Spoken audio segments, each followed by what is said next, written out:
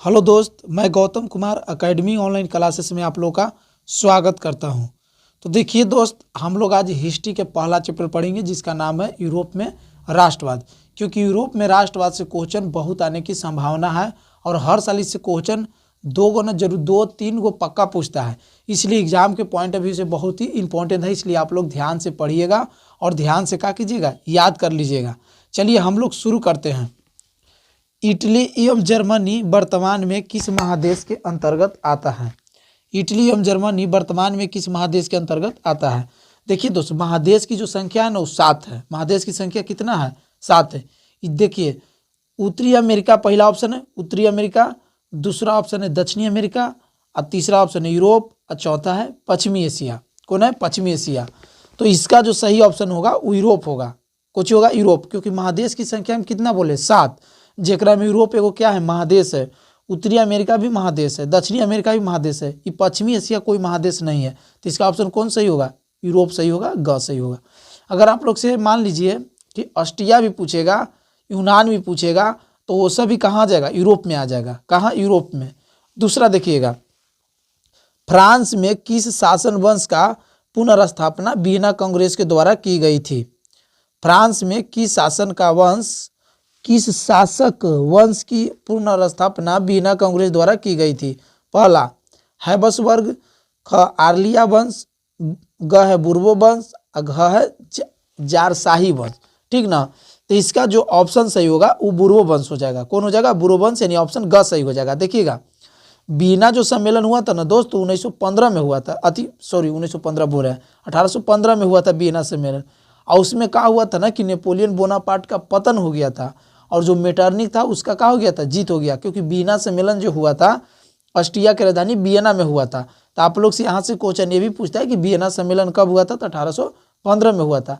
और जब वियना सम्मेलन हुआ था तो नेपोलियन बोनापार्ट का अंत हो गया था और बुर्बो वंश के स्थापना हुआ था। तो इसका ऑप्शन सही हो जाएगा ग। तीसरा देखिएगा, मेजनी का संबंध किस संगठन से था? पहला लाल सेना, दूसरा कार्बोनरी, तीसरा फिलिक हेटारिया और घ से है से डायट है। तो देखिएगा, मेजनी का जो संबंध था ना वो कोची से था? कार्बोनरी से था। मेजनी का जो संबंध था वो कार्बोनरी नामक संगठन से था। कार्बोनरी नामक संगठन एक गुप्त संगठन था, का ना था गुप्त संगठन जो लोगों को बताता था। ठीक ना? आई लाल सेना का गठन कौन किया है? लाल सेना भी पूछता है कि लाल सेना का गठन कौन किया है? तो लाल सेना का गठन कौन किया था? ट्रोट्स्की किया था। फिर ग एगो दिले फिलिक हेटारिया। तब फिलिक हेटारिया जो था यूनान का कोची था? राष्ट्रवादी नेता था। ये घ दिले डायट। तो डायट कोची था? डायट कोची है? जर्मनी की संसद को क्या बोलते हैं? डायट बोलते हैं। और जो रूस के रहता है उसको ड्यूमा बोलते हैं। ठीक ना? चौथा देखिएगा, इटली एवं जर्मनी के एकीकरण के विरुद्ध निम्न में से कौन था? इटली एवं जर्मनी के एकीकरण के विरुद्ध निम्न में से कौन था? पहला इंग्लैंड, दूसरा रूस, तीसरा ऑस्ट्रिया और चौथा प्रसा। तो इटली और जर्मनी का जो एकीकरण का जो विरोध में था वो ऑस्ट्रिया था, क्योंकि ऑस्ट्रिया के उस समय राजा मेटरनिक था और यही इसका विरोध करता था। अब देखिएगा, अब यहाँ से आप लोग के क्वेश्चन पूछेगा कि इटली एवं जर्मनी का एकीकरण तक कब हुआ? तो आप लोग बोलिएगा कि इटली एवं जर्मनी का एकीकरण 1871 में हुआ था। ठीक ना? तो इसका ऑप्शन कौन सही हो जाएगा? इसका ऑप्शन ग सही हो जाएगा।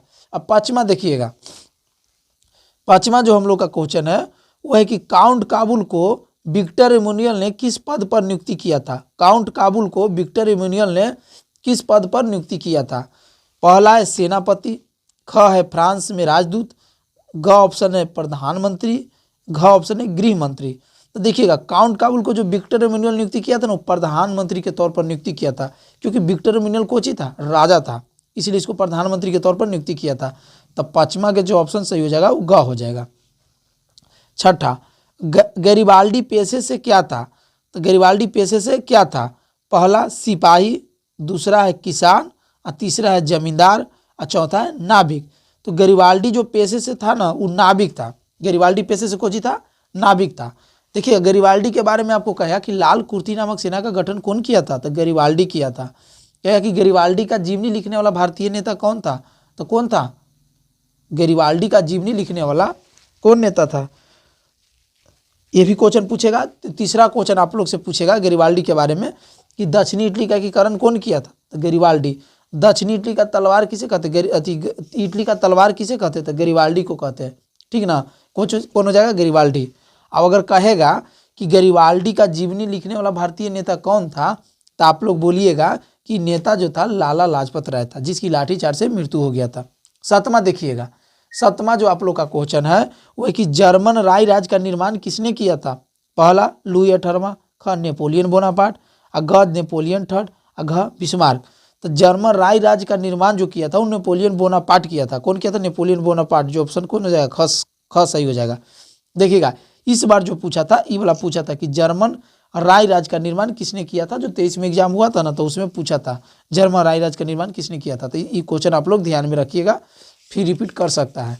आगे देखिएगा, आगे जो हमनी का क्वेश्चन है वो आगे 8वां क्वेश्चन है कि जलवेरिन का नाम है जलवेरिन। जलवेरिन एक संस्था थी। पहला क्रांतिकारियों की, दूसरा व्यापारियों की, ग है विद्वानों की, अघ है पादरी सामंतों की। तो जलवेरिन एक व्यापारियों की संस्था थी। किसकी संस्था थी? व्यापारियों के। तो इसका ऑप्शन सही हो जाएगा ख व्यापारियों के। 9वां रक्त एवं लौ की नीति का अवलंबन किसने किया था। क मेजनी, ख हिटलर, ग बिस्मार्क, घ जो है विलियम प्रथम है। तो रक्त और लौ की नीति का जो अवलंबन किया था ना वो बिस्मार्क किया था। कौन किया था? बिस्मार्क। कहेगा ना कि कौन ऐसा व्यक्ति था जो हीगल के विचार से प्रभावित था, तो बिस्मार्क था। कौन? बिस्मार्क। इसका ऑप्शन सही 9वां के कौन होगा? बिस्मार्क। अब देखिएगा फ्रैंकफर्ट की संधि कब हुआ था। फ्रैंकफर्ट की संधि कब हुआ था? क है 1864, ख है 1866, अब फिर घ है 1870, घ है 1871। तो फ्रैंकफर्ट की जो संधि हुआ था ना वो 1871 में हुआ था। तो इसका ऑप्शन घ सही हो जाएगा, फ्रांस के बीच हुआ था, ठीक ना, 1871 में। 11 यूरोप वासियों के लिए किस देश का साहित्य एवं ज्ञान विज्ञान प्रेरणा स्रोत रहा था। यूरोप वासियों के लिए किस देश का साहित्य एवं ज्ञान विज्ञान प्रेरणा स्रोत रहा। क जर्मनी, ख यूनान, ग है से तुर्की, और घ है से इंग्लैंड। तो यूरोप वासियों के लिए जो किस देश का साहित्य एवं ज्ञान विज्ञान प्रेरणा स्रोत रहा, तो इसका ऑप्शन सही हो जाएगा ख यूनान। कौन हो जाएगा? यूनान। तो ख इसका ऑप्शन सही हो जाएगा। अगला क्वेश्चन 12 देखिएगा कि 1829 ईस्वी की एड्रियानोपल की संधि किस देश के साथ हुई थी। तो 1829 के जो एड्रियानोपल की जो संधि हुआ था, एड्रियानोपल कुछ है, एड्रियानोपल की संधि किस देश के साथ हुआ था। तो देखिएगा एड्रियानोपल की जो संधि हुआ था, पहला है तुर्की, ख है यूनान, ग है हंगरी, और घ है पोलैंड।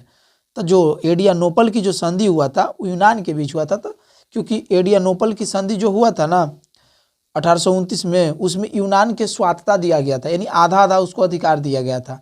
तो यूनान उसको से खुश नहीं था, इसीलिए 1832 में क्या किया था, यूनान को आज़ाद कर दिया था। देखिए आप लोग विचारों की राजधानी हो सकता है कि पूछ सकता है, तुर्की की राजधानी कहाँ है? अंकारा। यूनान के एथेंस, हंगरी के बुडापेस्ट, पोलैंड के वार्सा करके पोलैंड के। तो राजधानी भी हो सकता है, पूछ सकता है, आप लोग ध्यान में रखिएगा, ठीक ना। तो आपको हम बताएं कि अबरी कौन वाला क्वेश्चन पूछ लेता, तो जर्मन राय राज्य का निर्माण किसने किया था, ये क्वेश्चन अबरी रिपीट कर लेता। और गरिबाल्डी पेशे से क्या है, ये भी क्वेश्चन पूछता है, ठीक ना। मेजनी का संबंध किस संगठन से। तो देखिएगा पहला जो चैप्टर है ना इसको से ऑब्जेक्टिव या सब्जेक्टिव सबसे ज़्यादा पूछता है, इसलिए आप लोग इसको ध्यान से पढ़िएगा और क्या कर लीजिएगा, याद कर लीजिएगा, और अपने दोस्तों में भी शेयर कर दीजिएगा ताकि वो अपना भी पढ़ सके, ठीक ना। तो आज तक के लिए इतना ही दोस्त, जय हिंद।